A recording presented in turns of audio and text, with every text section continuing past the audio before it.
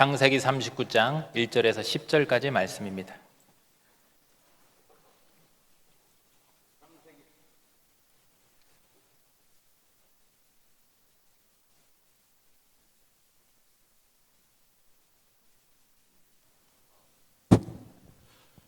창세기 39장 1절에서 10절.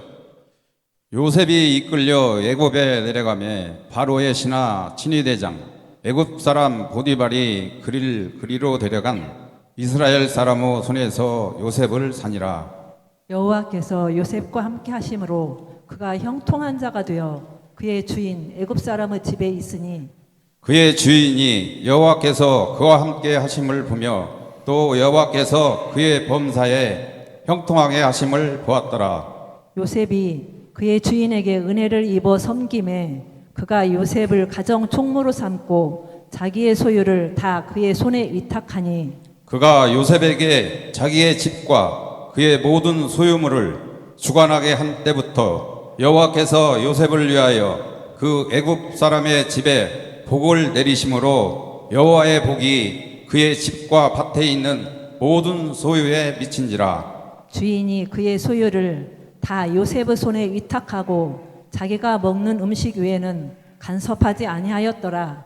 요셉은 용모가 빼어나고 아름다웠더라. 그 후에 그의 주인의 아내가 요셉에게 눈짓하다가 동침하기를 청하니 요셉이 거절하며 자기 주인의 아내에게 이르되 내 주인이 집안의 모든 소유를 간섭하지 아니하고 다 내 손에 위탁하였으니 이 집에는 나보다 큰 이가 없으며 주인이 아무것도 내게 금하지 아니하였어도 금한 것은 당신뿐이니 당신은 그의 아내임이라. 그런즉 내가 어찌 이 큰 악을 행하여 하나님께 죄를 지으리까.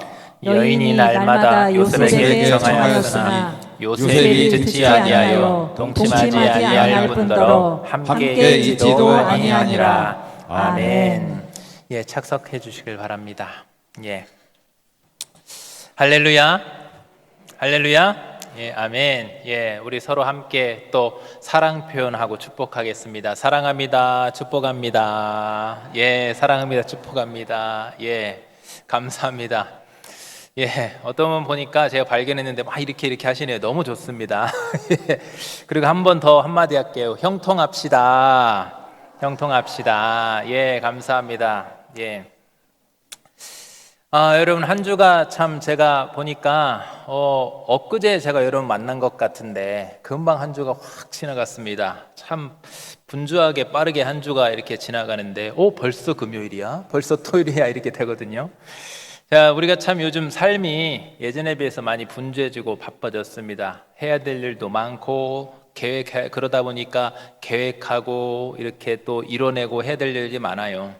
근데 우리가 이 분주한 삶 가운데서 우리가 계획한 대로 어떤 부분은 잘 풀리기도 하지만 어떤 부분들은 참 잘 안 되고 막히고 또 이렇게 답답하고 그럴 때도 있습니다. 그래서 만족스러우지 못할 때도 있어요.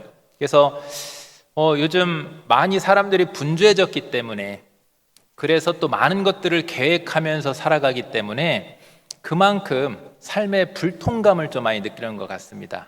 왜냐하면 많은 것들을 이루어야 되고 많은 것들을 계획하다 보니까 근데 우리가 완벽하면 좋지만 우리는 완벽할 수 없기 때문에 우리가 10가지를 계획하면 그 중에 또 몇 가지는 못하게 되고 또 20가지를 계획하면 당연히 그 중에 또 더 못하는 게 많아지고 그러다 보니까 마음 깊은 곳에 불만족감도 많이 커지는 시대인 것 같습니다. 사람은 누구나 자기 나름대로 계획을 세웁니다. 그렇죠? 여러분도 하루하루 계획을 세우고 저도 마찬가지예요. 하루하루 오늘 일은 어떤 일을 해야겠다. 이번 주간은 어떤 일을 해야겠다. 이번 달은 어떻게 내가 설교를 딱 체계를 잡아야겠다. 또 이 올해 남은 한 해는 어떻게 어떤 일들을 해야 되겠고 내년에는 어떻게 목회를 해야겠다. 나름대로 계획들을 다 저도 세우고 여러분들도 그렇게 하는 줄로 제가 알고 있습니다. 그런데 중요한 것은 문제는 뭐냐면 그 계획이 항상 잘 착착착 이루어지지는 않는다라는 거예요. 그래서 때로는 우리는 어떤 실패로 인해서 그 실패의 크기에 따라서 아니면 연속된 실패를 경험하게 되면 좌절하기도 되고 또 어떤 상황은 좀 억울한 감도 느끼게 됩니다. 열심히 했는데 자꾸 뭐가 그릇되고 잘 안 되면 낙심하게 되고, 심한 경우는 그래서 이렇게 탁 무너져 버리는 그런 분들도 계세요. 그런데 오늘 성경은 우리에게 놀라운 선언을 하십니다. 어떤 선언이냐? 요셉, 오늘 말씀의 주인공은 요셉인데, 요셉이 노예로 팔려가고 억울하게 감옥에 갇혀 있는데, 그런 요셉을 향해서 여호와께서 요셉과 함께 하심으로 그가 형통한 자가 되었다라고 말씀하시는 거예요. 그러니까 사람의 눈으로 보면 도저히 형통할 수 없는 상황에서도 하나님은 그 상황을 오히려 진정한 형통이다라고 선언을 하시는 겁니다. 그러면 우리는 이제 생각할 수 있어야 되죠. 요셉의 삶에는 과연 어떤 비밀이 담겨져 있길래 성경은 요셉을 형통한 자다라고 말씀하시는 것인가? 오늘은 그래서 요셉의 삶을 통해서 진정한 형통의 비밀을 우리가 함께 살펴볼 때 주신 이 말씀을 통해서 우리가 붙들어야 될 정말 참된 형통이 무엇인지를 다시 한번 깨닫고 우리의 믿음을 새롭게 하셔서 정말로 여러분의 삶 가운데 어떤 막힘이 있고 어려움이 있다 할지라도 그럼에도 진정한 형통의 축복의 그런 사람들이 다 될 수 있기를 주님의 이름으로 축복합니다. 먼저 첫 번째로 누가 형통한 사람인가? 하나님이 함께하는 사람이 형통한 사람이다라는 겁니다. 여러분, 우리가 붙잡아야 되는 게 주님이 바라시는 형통은요, 우리가 흔히 말하는 자수성가의 개념과는 완전히 다른 개념이라고 보시면 됩니다. 그러니까 자수성가를 했다라고 자랑하는 분들의 특징이 뭡니까? 자기를 이게 사람의 능력이 많고 내 배경이 좋고 또 그런 것들을 다 총괄해서 어떤 노력들의 어떤 빛을 발하게 됐을 때 나는 형통했다라고 말합니다. 다른 사람들이 볼 때도 마찬가지죠. 참 저 사람은 형통하네, 멋있네, 잘됐네 라고 합니다. 그런데 성경이 말하는 형통은 전혀 다른 차원이에요. 자수성가와는 완전히 거리가 멉니다. 오히려 그래서 형통과는 거리가 멀다고 할 만큼 부족함도 많아요. 그리고 어떤 환경적으로도 막혀 있고 어려움들이 있습니다. 그런 상황인데도 불구하고 우리 하나님은 뭐라고 하느냐? 하나님이 함께 하신다면 형통이다라는 거예요. 이게 무슨 말이냐? 세상 사람들은 자수성가를 말하지만 우리는 자수성가를 말하면 안 돼요. 우리는 신수성가를 말해야 됩니다. 하나님의 손에 의해서 형통한 자들. 아멘입니까, 여러분? 그래요. 그래서 하나님의 기준과 세상의 기준과 다르기 때문에 성경이 말하는 형통의 기준과 사람들이 말하는 형통의 기준이 다르기 때문에 하나님께서 그래서 하나님이 함께 하시면 형통이다라고 말씀하는 거죠. 오늘 말씀도 한번 보십시오. 39장 1절에 딱 보면 요셉이 중요한 그 다음 단어가 이끌려라는 단어입니다. 요셉이 이끌려 애굽으로 내려갔어요. 보디발의 집에 가서 말하자면 노예로 팔려가는 상황입니다. 그런데 중요한 것은 요셉의 환경에 의해서 그냥 그쪽으로 우연히 간 것이 아니고 자기의 어떤 의지에 의해서 간 것이 아니라 두 번째 단어가 중요한 거예요. 이끌렸다라는 겁니다. 왜 이끌렸다는 표현을 했을까요? 그 다음 구절을 보십시오. 2절에 보면 여호와께서 요셉과 함께 하심으로 라고 하는 겁니다. 여러분, 상황만을 보면 요셉이 처한 상황은 비참하죠. 형들에게 죽임당한 위기에서 버림을 받았고 머나는 애굽까지 와서 노예가 된 상태입니다. 사람들의 눈에는 분명히 불통한 상황이에요. 어려운 상황입니다. 그런데 하나님은 뭐라고 하느냐? 하나님이 요셉과 함께 하셨기 때문에 하나님의 눈에는 형통이다. 즉 요셉이 형들에게 어려움을 겪고 애굽으로 향하는 그 과정 가운데서도 누가 함께하고 계신다는 겁니까? 하나님이 함께 하신다는 거예요. 상황적으로만 보면 불통이지만 그 불통의 상황 가운데 하나님께서 요셉을 이끌어 가신다라는 거예요. 우리도 마찬가지입니다. 여러분, 어떤 막힘이 있고 어려움이 있을 때 그것만 보면 안 돼요. 하나님은 우리를 그 가운데서 우리를 함께 하시면서 이끌어 가시는 과정 중에 있는 줄로 믿으시길 바랍니다. 요셉이 애굽의 노예가 된 게, 애굽의 보디발의 노예가 된 게 우연이 아니라 이 말이에요. 함께 하시는 하나님의 이끌림을 통해서. 그럼 하나님이 함께 하심이 왜 형통이라는 겁니까? 여러분, 하나님의 크신 뜻을, 사람의 뜻이 아니라 하나님의 크신 뜻을 이루기 위해서는 요셉이 아버지 야곱의 품에서 색동옷 입으면서 그렇게 호의호식하면서 그렇게 평안하게 사는 것보다는 애굽에 와서 노예로 있는 것이, 보디발의 집에 노예로 있는 것이 사람은 다 알 수 없고 요셉도 알 수 없었지만 그 하나님의 섭리 가운데 하나님의 뜻을 이루기 위해서 더 좋은 상태다라는 거예요. 사람의 기준으로 보면 요셉의 입장에서는 아버지 품에서 색동옷 입고 있는 게 형통이지만 하나님의 입장에서 보면 하나님의 뜻을 이루기 위해 요셉은 애굽에서 노예로 팔려 있는 상황이 오히려 형통이라 이거예요.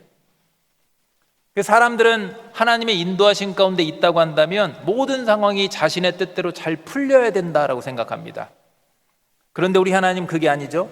우리의 뜻이 아니라 하나님의 뜻을 이루기 위해서는 저렇게 요셉처럼 때로는 우리를 원하지 않는 곳으로 이끄셔서 그렇게 인도하실 때가 있다라는 거예요. 우리가 보기에 평안하고 형통한 그 상황을 하나님은 유지하게 하지 않으시고 그 상황을 깨신 다음에 오히려 더 좋지 못한 환경으로 우리를 이끌어 가실 때가 있다라는 겁니다. 그래서 여러분, 지금 혹시 어떤 막힘이 있고 불통인 것 같으십니까? 뭔가 계획대로 잘 안 되고 좀 답답함을 느끼십니까? 여러분, 두려워하지 마시기를 바랍니다. 과정 중에 있는 거예요. 하나님의 이끄심 안에 있는 거예요. 절망하지 않아도 되는 겁니다. 왜 그러느냐? 제가 참 좋아하는 말씀이 있어요. 제가 예전에 참 힘든 상황 가운데 놓일 때 하나님께서 이 말씀을 통해 저를 붙잡아 주셨고 저도 저 말씀을 계속 붙잡아서 이겨냈거든요. 승리했거든요. 바로 이 말씀입니다. 예레미야 29장 11절에 보니까 여호와의 말씀이니라 너희를 향한 나의 생각을 내가 아나니. 우리를 향한 하나님의 생각은 뭐냐면요, 평안이요 재앙이 아닌 줄로 믿으시기를 바랍니다. 그리고 너희에게 뭐라고 합니까? 미래와 희망을 주는 것이다 라고 말씀했어요. 여러분, 우리가 아무리 힘든 과정 가운데 있어도 우리가 꼭 기억해야 될 것은 뭐냐면요, 우리를 향한 하나님의 저 본심을 기억하시길 바랍니다. 왜냐하면 재앙 가운데 우리를 끝까지 방치하지 않으세요. 우리가 볼 때는 재앙이지만 사실은 하나님이 볼 때는 평안이라는 거예요. 왜요? 하나님이 함께하고 계시기 때문에. 그 과정 가운데 이끌림 받고 있는 과정이기 때문에 하나님은 그게 재앙이 아니라 평안이고 우리 미래의 절망이 아니라 희망의 길로 이끌어가는 과정이다라는 거죠. 그럼 여러분, 눈앞에 당장에 펼쳐진 환경만 보면서 낙심하지 마시고 그 상황을 통해 무엇을 점검하셔야 되냐면 하나님이 지금 내와 함께하고 계시는가? 아니, 내가 그분은 항상 나랑 함께 하시기 때문에 내가 그분과 얼마나 친밀한 관계 가운데 있는가? 내가 그분과 한 발 더 다가가고 있는가? 아니면 멀어지고 있는가? 하나님의 그 친밀한 관계를 여러분 그 상황 가운데 점검해 보시기를 바랍니다. 그리고 점검하셔서 정말 그래도 내가 하나님과 함께하고 있고 그 고난의 상황을 통해서 오히려 하나님과 친밀하게 깊이 있게 만나고 있다고 한다면 그곳이 어디든지 간에 내가 어떤 위치에서 무엇을 하고 있든지 간에 우린 항상 형통한 과정 중에 형통한 사람인 겁니다. 반대로 하나님과 함께하는 삶과 내가 좀 한 발씩 멀어지고 있고 하나님과 함께함과 반대가 되는 길을 가고 있다고 한다면 좀 더 많이 모이고 더 많이 내가 유명해지고 더 많이 권세를 얻고 부와 권세 명예를 얻었지만 예배의 자리를 자꾸 내가 뺏고 있고 하나님과 친밀한 가운데 자꾸만 말씀 생활, 기도 생활을 그렇게 하지 못하고 있고 자꾸만 하나님과 한 발 한 발 멀어지고 있다고 한다면 그거는 인간적인 시선에서 있어서 형통일 뿐인 겁니다. 만약에 하나님과 멀어지고 있는데 자꾸 내가 잘 되고 있다, 일이 너무 잘 되고 있다, 여러분 이거 사실은 정말로 불행의 길로 가는 거예요. 그런 분이 혹시 주변에 있다면 여러분 기도 많이 해주셔야 됩니다. 그냥이 아니라 많이 해주셔야 돼요, 기도를. 왜 그러느냐? 아무리 세상적으로 형통해도요, 하나님의 자녀가 하나님과 멀어지는 그 길로 향하고 있다고 한다면 절대 형통이 될 수 없습니다. 왜요? 우리 하나님은 절대 그 영혼을, 그 자녀를 포기하지 않으시니까. 반드시 결국 하나님은 돌이키실 거기 때문에 우리가 기도를 많이 해주셔야 되는 거예요. 성도 여러분, 혹시 지금 여러분의 삶 가운데 어떤 불통감이 많이 느껴지십니까? 계획대로 풀리지 않고 환경이 자꾸만 막히고 그래서 나는 열심히 사는 것 같은 자꾸만 억울함 속에서 낙심이 드십니까? 그러나 여러분, 그거랑 상관없이 지금 이 자리에 예배에 나와 있을 수 있고 말씀을 여러분이 붙들고 있을 수 있고 기도 생활을 하고 계신다고 한다면 하나님의 어떤 일들을 감당하고 있다고 한다면 하나님의 함께하고 있기 때문에 여러분의 그 자리도 형통인 줄로 믿으시기를 바랍니다.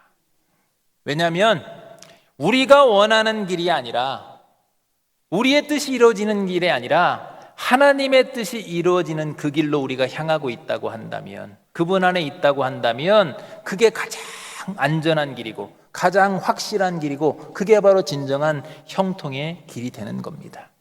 우리가 하나님과 함께하고 있다고 한다면 그 과정 가운데서도, 우리는 불통 같지만 그 과정 가운데서도 무엇을 하고 있는 것이냐? 우리가 하나님의 뜻을 이루는 길에 동참하고 있는 중인 거예요.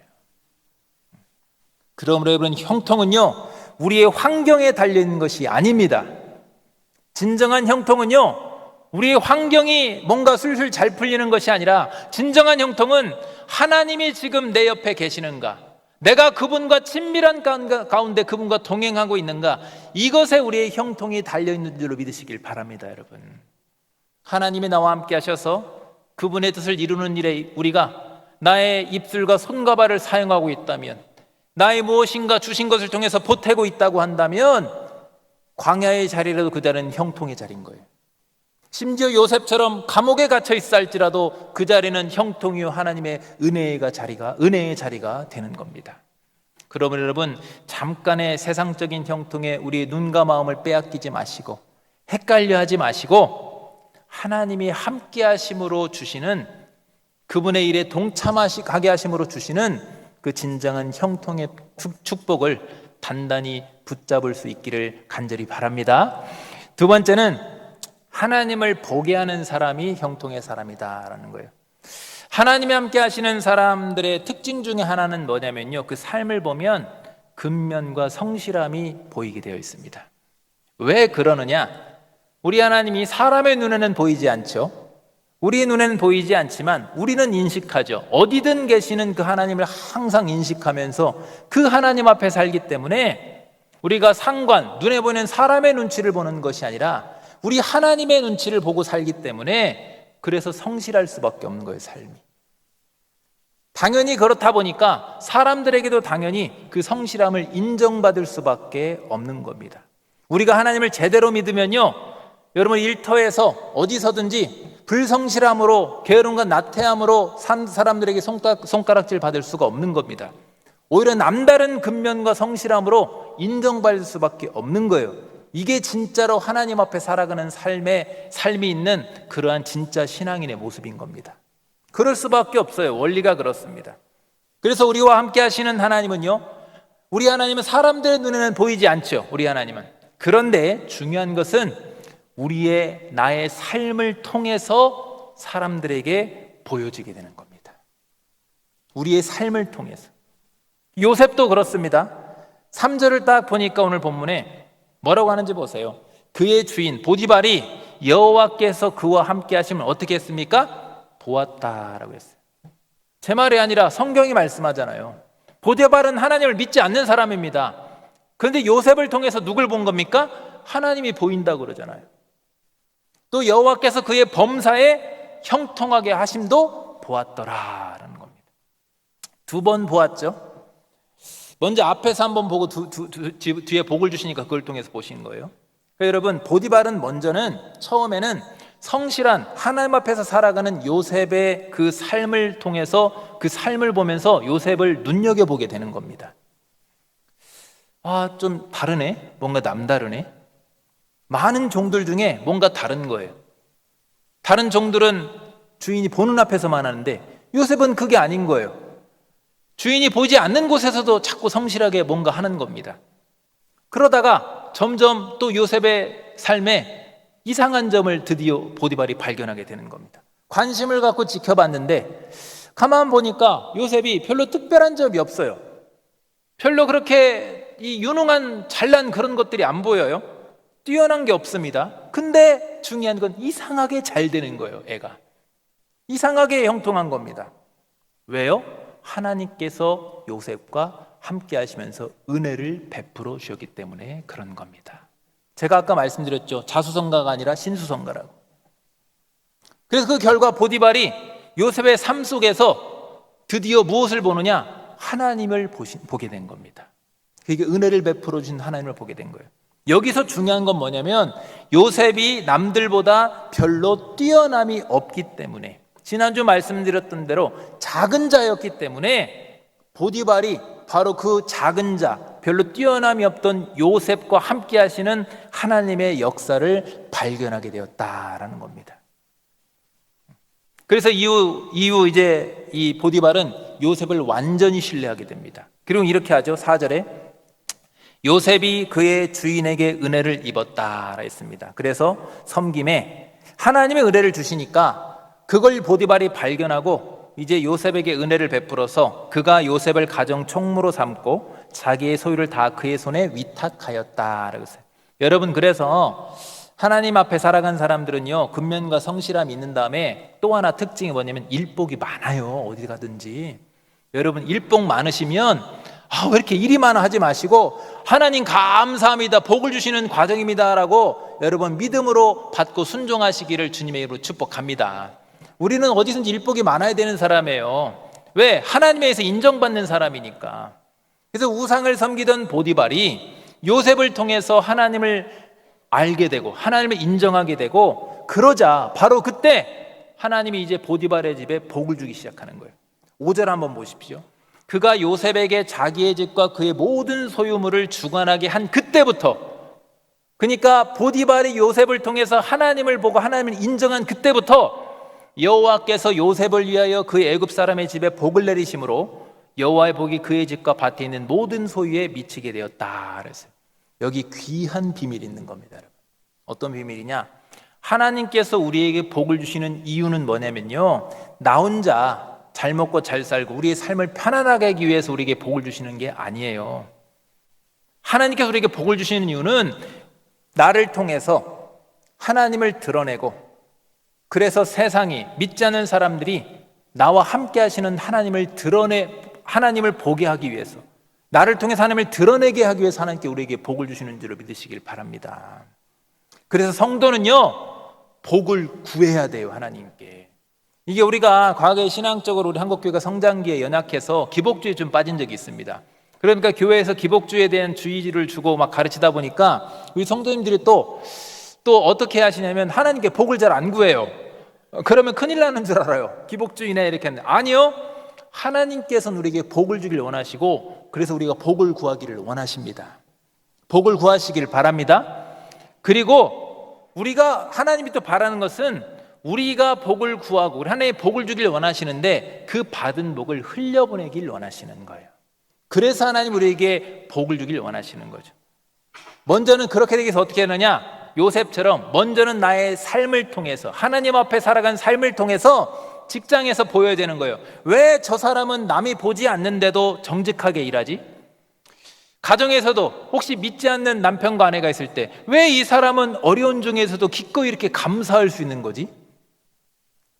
교회에서도 마찬가지로 서로가 서로에게 왜 저분은 기꺼이 저렇게 기쁨으로 봉사할 수 있는 거지?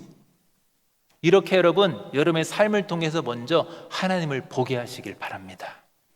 그러면, 그렇게 하면 누군가가 여러분을 통해서 삶에 집중하게 딱 되면 저분은 왜 이러지? 뭔가 다른 거지? 하면 그때부터 하나님이 어떻게 하시느냐? 그 사람이 나의 삶에 집중하게 되기 때문에 그때부터 하나님이 복을 주시는 거예요. 우리는요, 요셉처럼 세상 앞에 항상 약한 사람들입니다. 우리 자체는. 그런데 우리와 함께 하시는 하나님 때문에 나뿐 아니라 다른 사람들에게 복을 받게 함으로써 하나님을 그렇게 보여주는 사람인 겁니다. 축복의 통로를 통해서, 축복의 통로가 돼서 그 사람들로 하여금 하나님을 보게 하는 사람들이에요. 이게 바로 우리를 통해 하나님께서 하시길 원하시는 하나님의 뜻인 줄로 믿으시길 바랍니다. 이렇게 하나님의 뜻을 드러내는 사람, 이렇게 하나님의 뜻을 드러나게 하는 상태가 바로 하나님이 바라시는 진짜 형통한 자의 모습인 거예요. 그래서 하나님은 우리에게 항상 복을 주길 원하시는 하나님입니다. 그래서 구약의 제사장들에게도 하나님은 백성들을 위해서 복을 빌라고 명하셨어요. 민수기 6장 24절을 보십시오. 여호와는 내게 복을 주시고 너를 지키기를 원하며 라고 이렇게 너는 백성을 위해서 간구해라. 27절에 그들은 이같이 내 이름으로 이스라엘 약손에게 축복해라. 말하자면 제사장들에게 내게 복을 주시고 너를 지키기를 원하며 라고 백성들에게 축복하라 이거예요. 지금도 마찬가지입니다. 여러분, 저는 여러분에게 복을 빌기를, 복을 빌어야 될 의무가 있는 사람입니다. 저는 여러분을 축복해야 될 의무가 있는 사람들이에요. 그렇게 하면 하나님이 어떻게 하는 겁니까? 그들은 이같이 내 이름으로 이스라엘 자손에게 축복하면, 제가 여러분에서 축복하면 내가 그들에게 복을 주리라 라고 약속하셨어요. 여러분, 이렇게 하나님께 복을 구하고 복을 받기 위해서 먼저는 요셉처럼 가정과 직장과 교회에서도 항상 하나님 앞에 살아감으로써 요셉처럼 성실함을 드러내 보이시길 바랍니다. 억울할 수 있어요. 우리가 직장 생활하다 보면 일터에서 우리가 사업하고 일터에서든 어디서든지 가정에서든지 교회에서든지 억울할 수 있습니다. 나 역량 이만큼 되는데 작은 일을 맡겨줄 때도 있어요. 남들이 주목하지 않은 일을 맡길 때도 있습니다. 그런데 그때조차도 하나님 앞에서 거기서 충성하면, 내가 눈에 보이는 상관이 아니라 하나님께 충성하겠다라는 마음으로 청지기 정신으로 충성하면 사람들은 그때 남다른 우리의 근면성실을 보고 우리에게 주목하는 겁니다. 저 사람 도대체 뭐지? 저 성실함과 근면함이 어디서 나오는 거지? 그러면서 우리에게 관심을 갖게 되면, 아, 이분이 교회 다니는구나. 그러게 되면 그 순간 하나님은 어떻게 하십니까? 나에게뿐 아니라 그 사람에게 하나님은 복을 주시는 거예요. 그 사업장에 복을 주시는 거예요. 그 일터에 복을 주시는 거예요. 그러므를 통해서 누굴 보게 하시는 겁니까? 하나님을 보게 하고 하나님 인정하게 하는 겁니다. 이게요, 누가복음에서 그래서 예수님은 이렇게 말씀했습니다. 누가복음 8장 16절을 보면, 누구든지 등불을 켜서 그릇을 덮거나 평상 아래 두지 않는다. 여기 등들이 많이 있죠. 등을 켜놓고 나서 그걸 가리는 사람이 없습니다. 등을 켜놓고 발밑에 숨기는 사람이 없습니다. 어떻게 합니까? 등경 위에 두나니. 왜 그렇습니까? 우리가 바로 저 빛이라 이거예요. 등불이라 이겁니다. 그래서 위에 두는 이유가 뭡니까? 들어가는 자들로 그 빛을 보게 하려 함이라. 여러분, 그 빛된 성도는요, 내 이름을 드러내는 것이 아니라 나의 삶을 통해, 빛에 속한 그 삶을 통해서 사람들이 내 삶을 보게 함으로 하나님을 드러내는 사람인 줄로 믿으시길 바랍니다. 그런 사람이 하나님 기준으로 진짜 형통한 사람인 거예요. 그래서 바라기는 여러분의 삶이 등불을 덮는 삶이 아니라, 요즘 자꾸만 기독교인인 것도 자꾸 숨기고 그러는데 숨기지 마십시오. 당당하게 기독교인 걸 밝히세요. 왜 숨깁니까? 거기서 남다르게 근면과 성실로 살아가면 되는 건데, 등불을 덮는 것이 아니라 빛을 비추는 삶을 살아내셔서 사람들이 여러분을 통해서 하나님을 보게 되고, 그래서 그들에게 축복이 흘러가는 그 축복의 통로가 됨으로써 진정으로 하나님에게 형통한 사람이 되시기를 주님으로 축복합니다. 세 번째는 하나님을 경외하는 사람입니다. 요셉은 하나님이 함께 하시는 형통의 사람이었습니다. 그래서 주인 보디발도 그를 통해 하나님을 인정하였고 요셉을 신뢰했습니다. 그런 보디발의 집도 전체가 복을 받았어요. 참, 여기까지 보니까 요셉의 인생이 이제 꽤나 잘 풀리는 것 같습니다. 괜찮은 삶이 되는 것 같아요. 그런데 또 요셉은 그 순간에 또 큰 시험을 만나게 됩니다. 우리가 그럴 수 있어요. 그 복을 받고 잘 될 수 있는데, 갑자기 엄청난 시험, 엄청난 우리가 환난을 겪게 될 때가 있는 겁니다. 이제 요셉의 경우는 보디발의 아내가 유혹을 하게 되죠. 하지만 하나님을 경외했던 요셉은 단호하게 죄의 길을 거절합니다. 8절과 9절 말씀, 우리가 잘 아는 말씀인데 한번 보세요. 요셉이 거절하며 자기 주인의 아내에게 이르되, 내 주인이 집안의 모든 소유를 간섭하지 아니하고 다 내 손에 위탁하였으니 이 집에는 나보다 큰 이가 없으며 주인이 아무것도 내게 금하지 아니하였어도 금한 것은 당신뿐이니 당신은 그의 아내임이라. 그런즉 내가 어찌 큰 악을 행하여 하나님께 죄를 지으리까.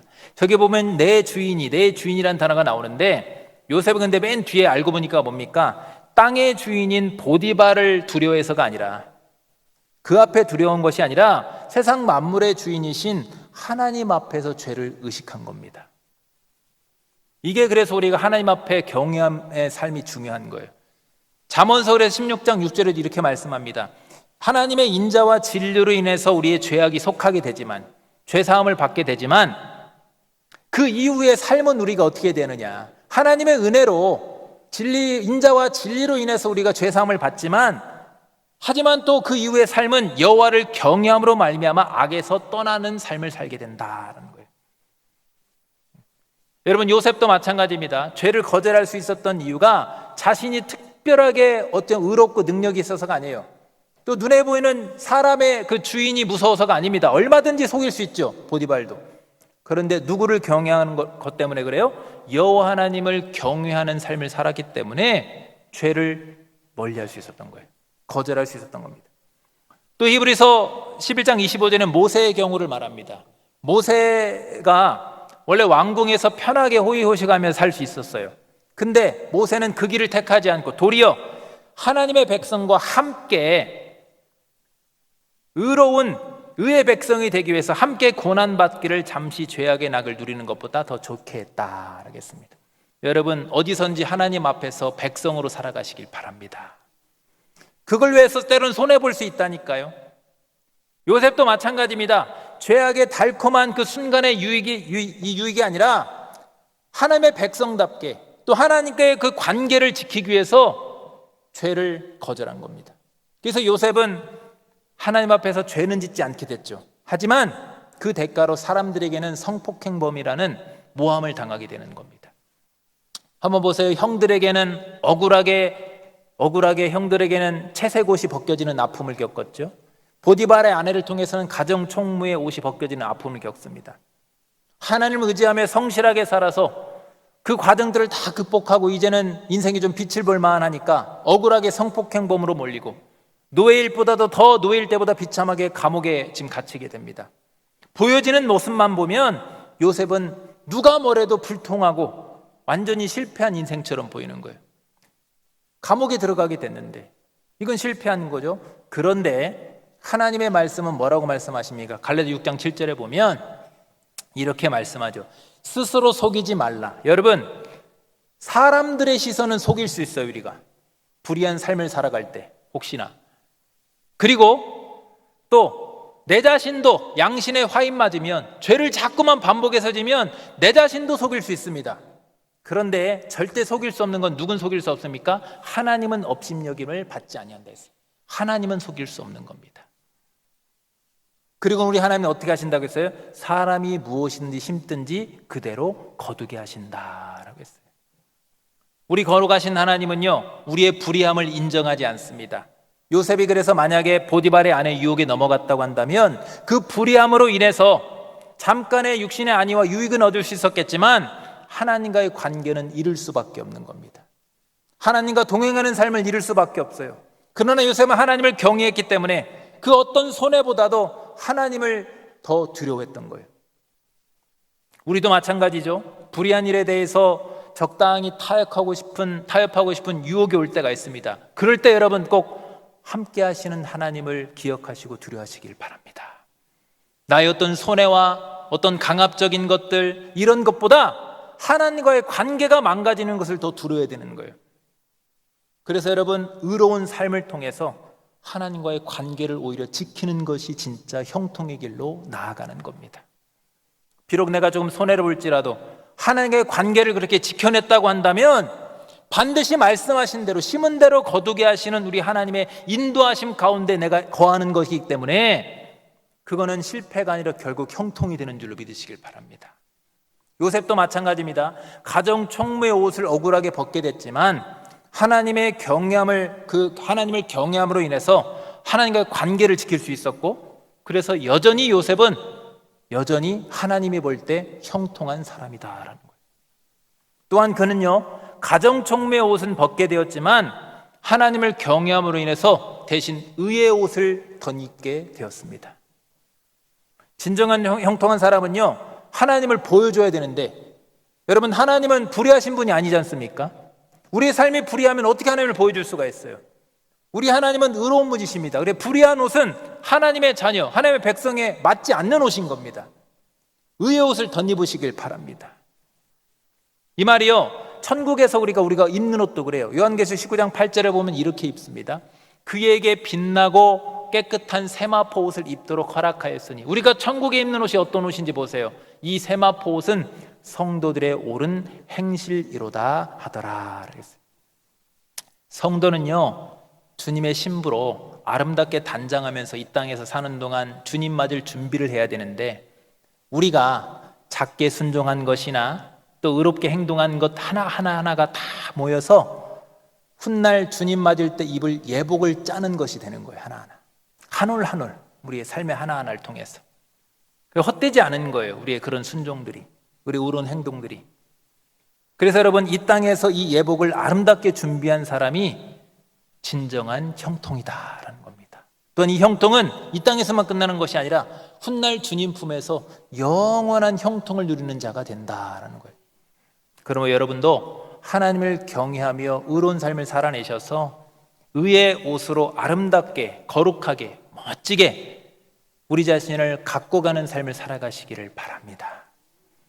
그래서 우리 그리스도인들은요, 멋있어야 돼요, 삶이. 뭐 화려한 옷과 어떤 화려한 삶이 아니라 그냥 딱 보면 별로 크게 부하 권세와 명예는 없어도 함부로 할 수 없는 그런 귀품이 있는, 수준이 있는 그런 삶이 있어야 되는, 멋있는 삶이 있어야 돼요. 하나님은 그런 사람과 함께 하시며 반드시 형통의 복을 주시는 줄로 믿습니다. 말씀 정리하겠습니다. 진정한 형통은요, 모든 일이 나의 뜻대로 이루어지는 것이 형통이 아니라 주님의 뜻과 같이 주님의 뜻 안에서 잘 되어가는 것이 진짜 형통인 겁니다. 그래서 나의 뜻이 아니라 주님의 뜻에 따라서 잘 되어가는 저런 형통의 삶이 되기 위해서는 여러분, 하나님이 함께하는 삶이 되어야 되는 겁니다. 하나님이 함께하는 삶이 되어 하나님의 뜻을 이루어가는 그 길로 나아가는 거예요. 그리고 하나님을 보게 하는 삶이 되어야 되는 겁니다.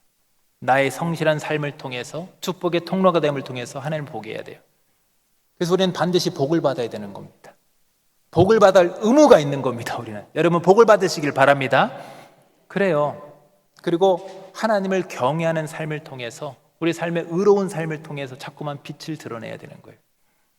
여러분, 현재 상황이 잘 풀리지 않아도 하나님이 함께 하시면 형통인 줄로 믿으시길 바랍니다. 하나님은 우리의 성실과 순종을 통해서, 그리고 우리를 축복의 통로로 삼으셔서 그렇게 세상을 보게 함으로써 하나님을 보게 함으로써 영광을 받으시고 그렇게 우리를 형통의 삶으로 이끌길 원하시는 거예요. 그러면서 여러분의 삶 가운데 희망을 잃지 마시고 담대하게 믿음으로 복을 구하시길 바랍니다. 우리에게 복을 주길 원하시는 우리 하나님, 그 하나님을 만나시기를 바랍니다. 또한 하나님을 경외하며 의로운 삶을 살아가시길 바랍니다. 사람 앞에 여러분 눈치 보지 마시고 하나님 눈치 보시길 바랍니다. 그래서 의로운 옷을 자꾸만 입으셔서 그 옷이 장차 주님 앞에 섰을 때 얼마나 내 옷이 아름다울까를 여러분 기대하시면서 그렇게 옷을 준비하세요. 하나님 그런 사람과 함께 하시면서 이 땅에서도 하나님을 드러내는 형통의 사람으로 삼을 것이고 훗날도 영원히 주님 곁에서 영원히 형통을 누리는 그런 사람이 되게 하실 줄로 믿습니다. 바른 저와 여러분이 그런 형통의 주인공이 될 수 있기를 주님의 이름으로 축원합니다. 기도하겠습니다. 우리에게 복을 주길 원하시는 우리 하나님 아버지, 오늘도 진정한 형통한 사람이 무엇인지 말씀을 주시니 감사를 드립니다. 우리의 삶이 뜻대로 풀리지 않고 때로는 원치 않는 길로 인도될 때도 있지만 하나님 우리와 함께 하심을 믿기 때문에 그 자리가 형통의 자리가 되는 줄로 믿습니다. 우리의 삶이 나 자신만의 만족이 아니라 성실과 순종을 통해 세상 사람들이 하나님을 보게 되는 축복의 통로가 되게 하여 주시옵소서. 가정과 직장과 교회에서 작은 자리에서 충성하게 하시며 빛을 내게 하시고 사람들로 하여금 하나님을 보게 하시기를 원합니다. 또한 하나님 요셉처럼 하나님을 경외하며 불의에서 떠나게 하시고 우리의 작은 순종과 옳은 행실들이 모여서 아름다운 예복으로 준비되게 하셔서 장차 훗날 주님 만나는 그 혼인잔치에서 기쁨으로 영광 돌리며 서는 우리 모두가 되게 하여 주시옵소서. 우리를 향한 이 땅에서 하나님의 선하신 뜻을 기대합니다. 신뢰합니다.